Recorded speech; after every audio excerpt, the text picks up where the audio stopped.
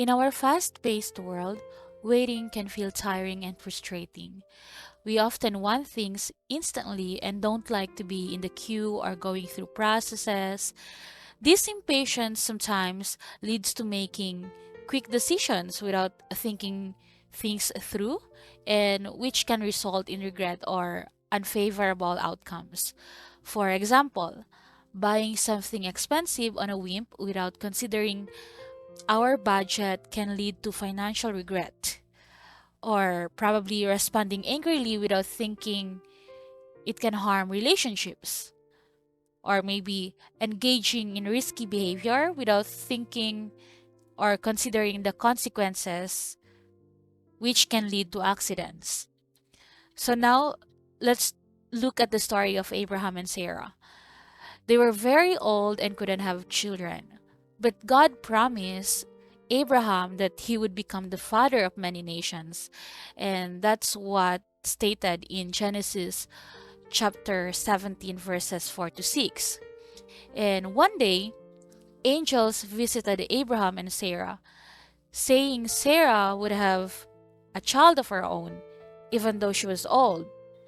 And Sarah's initial reaction, she laughed because it sounded too good to be true. But the angel said, "Is anything too hard for the Lord?"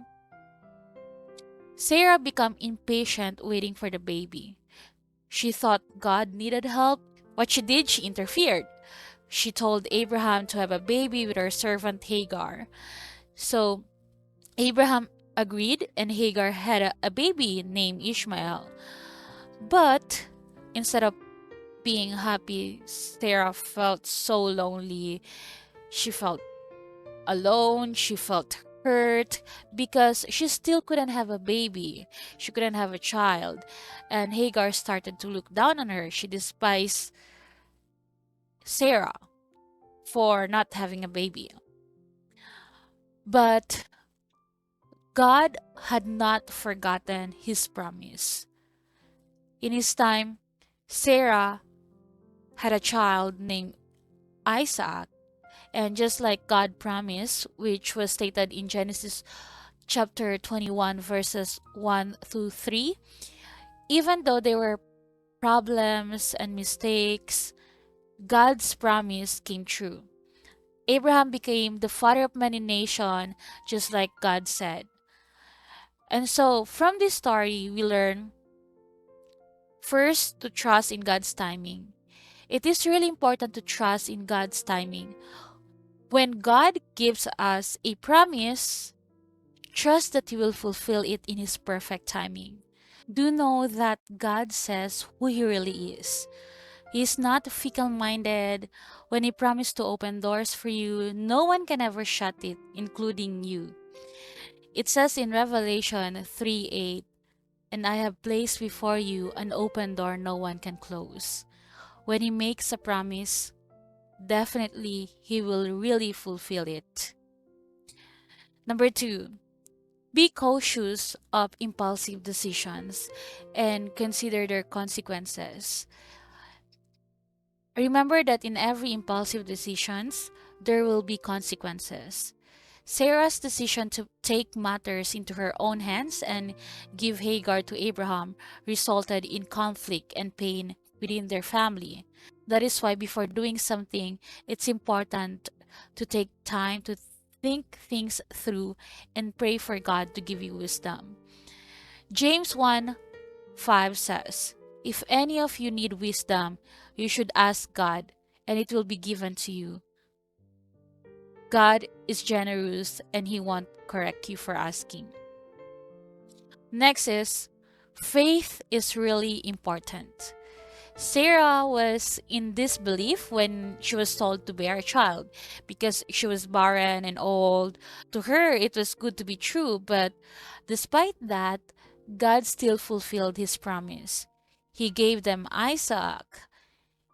You know, life is full of uncertainties and also with challenges, but we can trust God no matter what. He is our help. He makes ways when there seems to be no way. And most of all, He is our Father in heaven. And When you are a parent, you know that you just want the best for your children, and that's how God also to us. It says in Psalm 29, verse 7, "You are my strong shield, and I trust you completely. You have helped me, and I will celebrate and thank you in song." And lastly, waiting is worth it. In today's fast paced world where instant gratification is often prioritized, the story reminds us of the importance of patience and perseverance, especially when pursuing long term goals or waiting for God's plans to unfold. And it says in Habakkuk chapter 2, verse 3, "At the time I have decided, my words will come true. You can trust what I say about the future. It may take a long time, but keep on waiting, it will happen." Most of the time, we don't understand God's ways, especially when it comes to His timing. But what I certainly do know, we can trust Him no matter what, especially in our season of waiting. Waiting is God working. There is hope in waiting, there is prayer in waiting. So, in waiting, we love, we hope, we serve, and most especially, we should be patient, for God is with us.